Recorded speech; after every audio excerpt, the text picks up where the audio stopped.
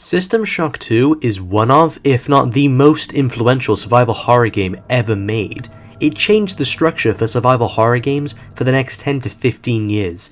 It may have aged poorly by today's standards, but you don't have to look far to find its influence. After System Shock 2 released, plans for a third game were started, until Resident Evil 4 was released. After the developers saw the success of that game, things changed, and System Shock 3 became Dead Space.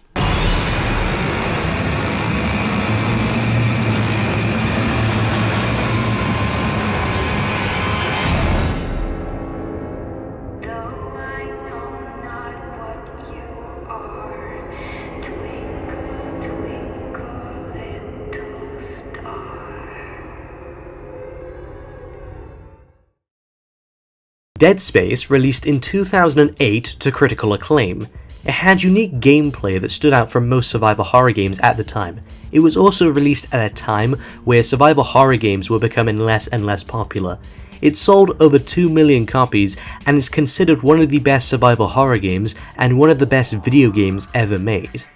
But does Dead Space's gameplay and story hold up over the 10 years that it's been out? Well, time to get your video game criticizing caps on, because boy do I have much to say about this game. Dead Space starts off with a video message from Nicole Brennan, and she says some very vague stuff. Now, I'm someone who has played this game like a billion times, so I know exactly what she's talking about. But when you're first playing this, the video message doesn't really tell you much. It does hint at the events you're about to experience, but it sets the game up to be this really dramatic story between Nicole and Isaac. And that does partially happen, but you only meet her around halfway through the game, and even then it doesn't really become a deep story between the two until the last level. I do like it when a story doesn't give you all the answers right away and keeps you guessing, but this opening gives a false impression of what the rest of the story will be like. After the video message, we meet our main characters that are so forgettable I'm having to look up their names as I'm writing the script. The story is that the USG Ishimura is having troubles and need repairs, so Isaac Clarke and Kendra Daniels are sent on board the Kellion to fix this Ishimura's communication systems. Then we have Zach Hammond, who is the most stupid character I've ever seen in my life. Okay, I've probably seen worse. So, we look for a control panel and see that the ship has taken damage. Then a lockdown happens and a scary monster breaks into the room and kills the security officers. Kendra and Hammond escape, and then Isaac is forced to... Get out of there! Okay, this is not a good way to build up horror. The game has already blown its load too early instead of building up the horror. If you remember in my Doom 3 video, I talked about the atmosphere. Doom 3 built up that atmosphere and it didn't just throw shit at you 5 minutes in. Now I'm not saying it had to be a whole hour before we start shooting Necromorphs, but having a Necromorph come down and demolish this guy's organs and face off just removes the horror right away. You already know what these things are and what they do. I have an idea for how they could have done the opening of Dead Space differently. Instead of having this loud and obnoxious intro, how about the team go and look for the terminal and then they realize, hey, there is only one security officer. Where's the other dude? So they go back and look for him, and they find his arm ripped off and blood dripping from a vent in the ceiling. What happened to him? Where's the rest of him? And then BOOM! A huge, sharp limb comes down, impales the other officer, and drags him up the vent. You don't see the monster, you only see its limbs. Then you realize that, oh shit, we're not alone. It keeps you on edge because the monster could strike from anywhere because of how many vents there are, and you still don't know what it is, what it looks like, or what it does to its victims. You've only seen it dismember someone's arm, and that's enough to make you go like, oh bro, I don't want to meet this guy! And then you all run away, but Isaac gets split up due to the monster crawling around in the vents and messing up the door systems, thus causing the door to malfunction and close after Kendra and Hammond go through. Thus Isaac has to find another way around.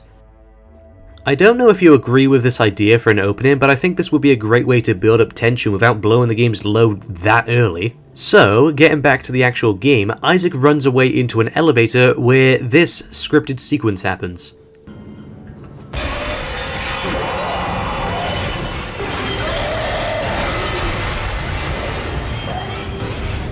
Okay then. Then you read a wall saying cut off their limbs, teaching the player to shoot the limbs off the monsters instead of shooting their heads off. In fact, shooting their heads off just makes them angrier. Not the best way to do a tutorial, but I can deal with it. Unfortunately, the game keeps reminding you to shoot off their limbs. Shoot the limbs off enemies for extra damage. Isaac, be careful. Shooting them in the body didn't seem to work. Go for the limbs. Dismember them. That should do the job. Conserve ammo by dismembering enemy limbs and doing extra damage. Smith killed one. Listen, forget about shooting him in the body. You gotta cut off the limbs. Grab a cutter, anything like that. Cut them apart. Yeah, okay, I get it. Shut up. Let's compare this to Half-Life 2. That game's tutorials are extremely well done to the point where you may not even notice or even think about it. I will focus on 3 examples of how Half-Life 2 does tutorials. One example is an enemy type called the manhacks. These enemies are pretty easy and efficient to take out using the crowbar. The game doesn't tell you this, it shows you. Just a moment before the manhacks start cutting up the door, the character next to you grabs a pipe, giving the impression that it's better to melee these enemies rather than shoot them. Second example is when you see a crow fly into a barnacle and get eaten, teaching the player to avoid them unless they too want to get eaten. And my third example is when you get to Ravenholm and you are fighting a ton of zombies. Before you go in, you see a zombie cut in half by a blade stuck in the wall. This shows the player that they can use the blades to kill the zombies themselves. With all these examples, the game shows the player and doesn't tell them. In Dead Space, you constantly get screens and a voice telling you what to do. It's lazy and it breaks the pace of the game. Half-Life 2 doesn't stop you from playing the game. You can run past all these tutorials. It rewards players who pay attention and punishes those who don't pay attention.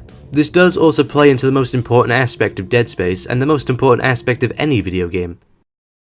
The gameplay. Dead Space's gameplay and mechanics stood out against most survival horror games. But, does it hold up now? Let's take a look. The weapons in Dead Space are unique, none of them are useless, and they all have their own strengths and weaknesses. The plasma cutter is the first weapon you get. It functions as a pistol. It has the ability to shoot horizontal and vertical, which can prove very useful for dealing with enemies on the walls and on the floor. Next is the pulse rifle. The pulse rifle has a very fast rate of fire, and it has an alternate fire that shoots in 360 degrees if enemies are surrounding you. Next is the line gun. It is basically a bigger version of the plasma cutter, and it does more damage and has a wider spread, and it has a much more limited ammo clip. Next is the contact beam. It's a gun that charges up and causes enemies to knock back. However, it isn't really reliable to use and its ammo is very limited. I only used it once in the playthrough I did for this review. Next is the Ripper. This shoots out a blade that can cut enemies up pretty easy, but its range is limited and the blade runs out pretty fast. And finally is the Force Gun. This gun shoots out a beam of force and can blow enemies back to give you a little bit of breathing room. On to your actual abilities. You can melee, which doesn't really help much as enemies can block your attacks and also jump up and bite your face off. Next you have Kinesis, aka Telekinesis. You can use this to move certain objects around the facility, and you can use it to throw objects at enemies. It can be pretty fun, although I never really used it all that much in combat. Stasis can be used to slow stuff down, like malfunctioning doors, but it can also be used against enemies to slow them down, and it is mandatory in a few sequences throughout the story. Then you have the enemies called the Necromorphs. Clearly not ripping off Xenomorphs, right? Okay. You have different types of Necromorphs. The first one you encounter is the Slasher. These are basically just regular zombies that you have to shoot the limbs off of. Then you have the Leaper. This dude can jump really far, really fast. The main tactic they used is to get up in your face really fast and then taking you out. And since they can climb onto walls, you have to be very aware of your surroundings. Next is the Lurker. These enemies are more about precision. They have tentacles that shoot whatever it is at you, and they can latch onto walls and jump onto you, but they are slow and they work better in groups. Next is the Infector. They normally look for corpses and reanimate them into necromorphs. They normally don't focus on attacking the player and mainly focus on just resurrecting corpses, but if there are no corpses to resurrect, then it will just go and attack the player straight away. After that we have the Pregnant, who is very slow. It gets its name because it carries swarmers which attach themselves to the player and kill them almost instantaneously. Other than that, they act very similar to a slasher. Moving on, we have the Guardian. These enemies that stick onto the walls and they shoot out parts which shoot out the same projectiles as the Lurkers. You need to shoot off all of its limbs obviously, but if you get too close then it will punch your head right off with incredible speed. Next is the Twitcher. He can move at super fast speeds and can outmaneuver you very quickly. But once again, stasis. Then there is the Divider that can divide itself into multiple parts and will try to latch onto your head. If so, it will break your head off and turn you into a Necromorph, which scared me to death the first time I saw it. After seeing that, I did not want to sleep for weeks. Less scary is the Exploder, which has a limb that will swing at you and blow you up. A useful tactic is to shoot off that limb and then pick it up, and then throw it back at the enemies, blowing them up instead. Then we have the Brute, a big enemy that can rip you to shreds in seconds. He's basically the Big Daddy of Dead Space.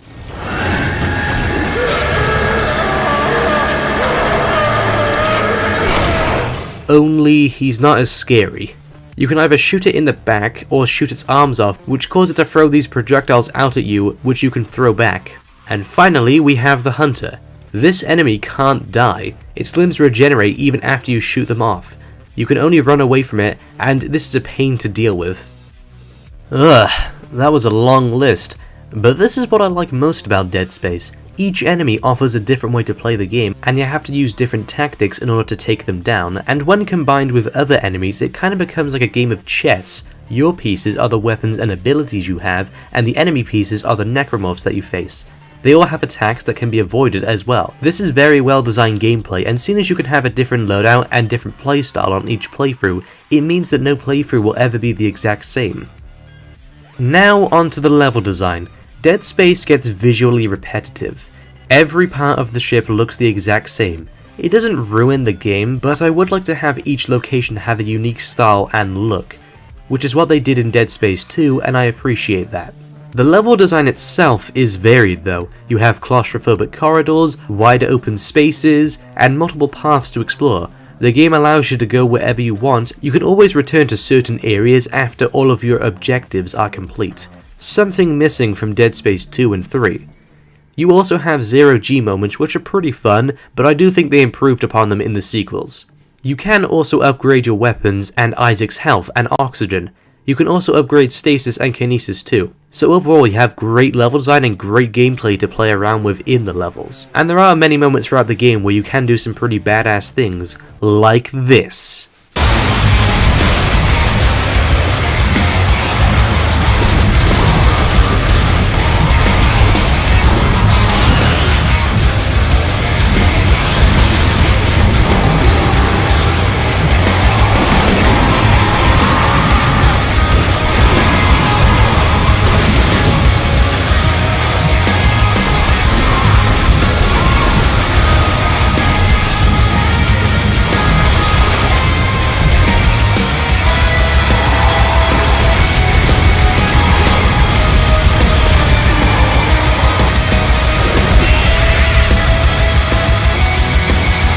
I only have a few critiques with the gameplay.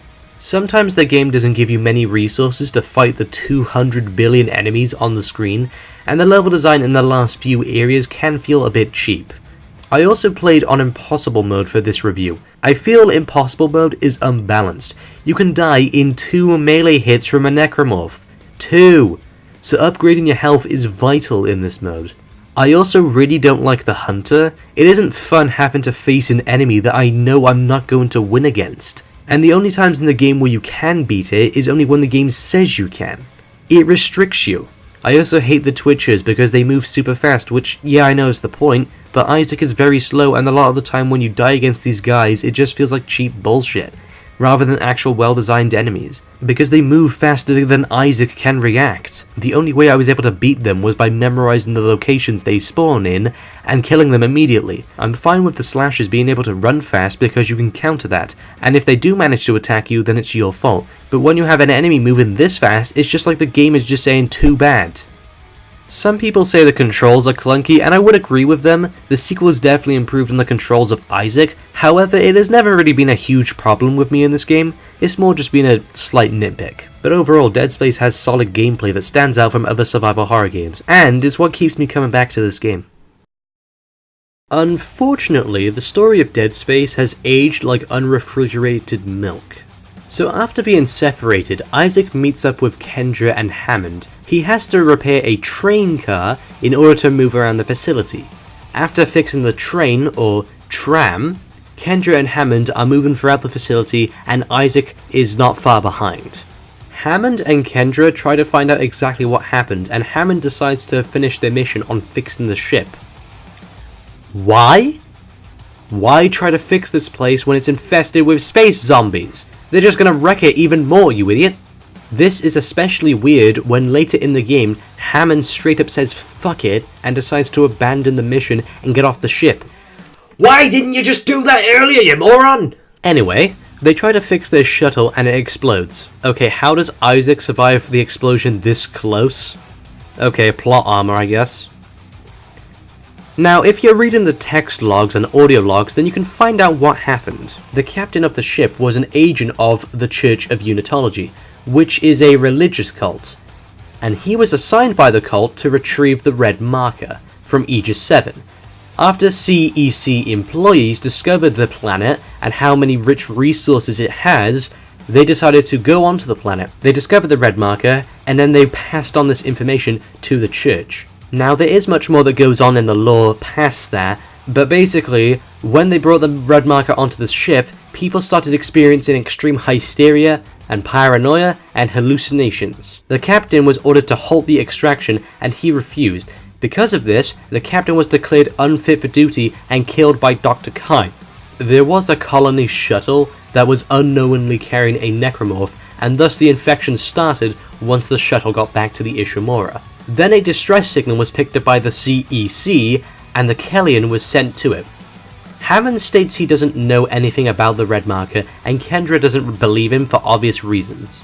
For most of the game, Kendra seems to be trying to turn Isaac against Hammond, and she doesn't seem to support him all that much. Then they find that oxygen levels are lowering, and they need to stop these weird necromorphs from polluting the ship. Don't take your helmet off. The air's rotten. Why would I take my helmet off? I mean, we all know what would happen if I took my helmet off.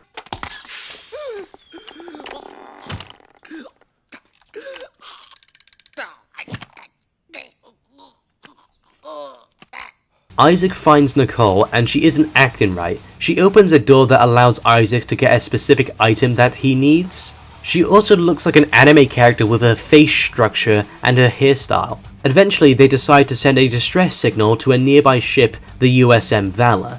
But then an escape pod that was launched by Hammond earlier containing a Necromorph comes into range. They take the pod on board, and then the Necromorph kills everyone. Okay, this is bullshit. How did a military-trained ship full of hundreds, maybe thousands of people, military-trained people, lose to one Necromorph? Isaac has no issue fighting Necromorphs, and he's just an engineer. I have no doubt that Isaac has experience using these weapons for his engineering jobs, but Isaac is able to fight Necromorphs and the military isn't? What? The group decides to find a shuttle, so Isaac searches the Valor, which crashes straight into the ship. What is this, Star Wars Rogue One?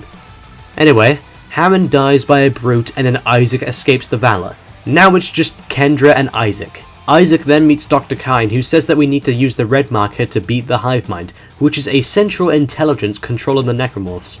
So it's kind of like the grave mine from Halo 2 and Halo 3. Isaac brings the red marker onto the shuttle. Kine is murdered by Kendra, who escapes and backstabs Isaac. Then Isaac and Nicole redirect the shuttle, Kendra escapes in a escape pod from the shuttle, and then Isaac and Nicole get on board and head to the planet for the final level. Why does Kendra want to backstab Isaac? What's her motivation? Whenever a character makes a decision in a story, it has to have reason. Why does she do this? What has Isaac done to make Kendra want to abandon him? He has done nothing but support her the entire game. Isaac has done everything in his power to make sure everyone in his crew is alive. Why does she do this? She doesn't even explain as she's leaving. Hey developers, you mind explaining? Isaac takes the red marker to the planet, which does pacify the hive mind for a brief time, but also causes the gravity tethers holding the colony to destruct. Isaac attempts to escape, and then Kendra reveals the big plot twist. Nicole was dead all along. The game actually foreshadows this. If you take the first letter of every chapter in the game, it spells Nicole is dead. Although if you're on chapter 10 or 11, you probably realize this. Nicole is what's the rest of it going to be? Nicole is deaf? Also, how does Nicole open this door earlier in the game? Was it already unlocked? Why can't she die if she's not real? Also, why does she kill herself in a way that leaves it open to being infected and becoming a necromorph? Now, they do play around with this idea in Dead Space 2 that maybe she became a necromorph, but if you listen to the audio logs of some people, they literally cut off their limbs to make sure they didn't become necromorphs. Why didn't Nicole do the same? Did she want to die a painless death?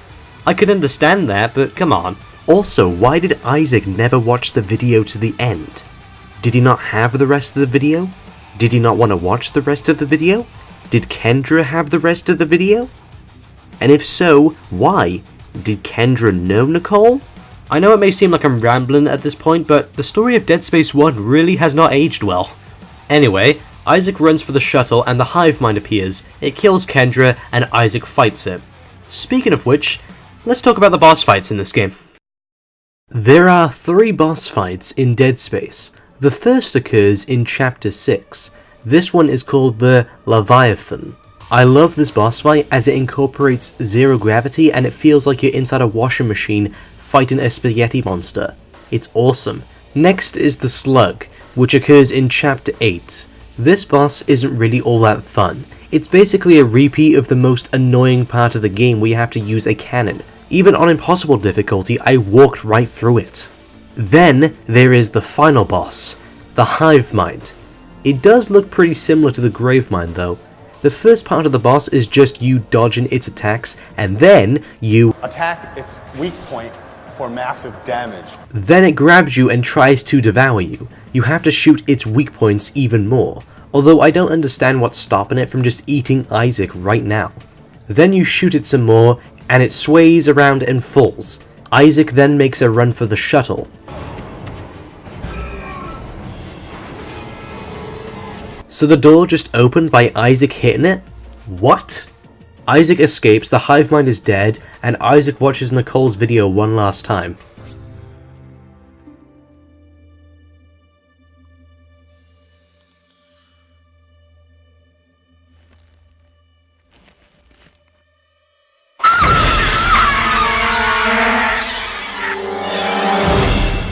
Okay, that jumpscare got me the first time I played this game. Nice going, devs. So in conclusion, how does Dead Space hold up? I'd say pretty well. The story has some bad writing and the voice acting makes me cringe, but the gameplay still holds up 10 years later. It's still a blast to play, and while it may not be scary, it definitely has a lot of tension. There were multiple times throughout the game where I was sweating a considerable amount in this game because how intense this game can be at times. But I can understand why Dead Space 2 took the series in a more action-packed direction, and while I do think Dead Space 2 is an overall improvement from the first game, the original still shines brightly, and I think it is worthy of being called one of the best survival horror games ever made, even with its flaws.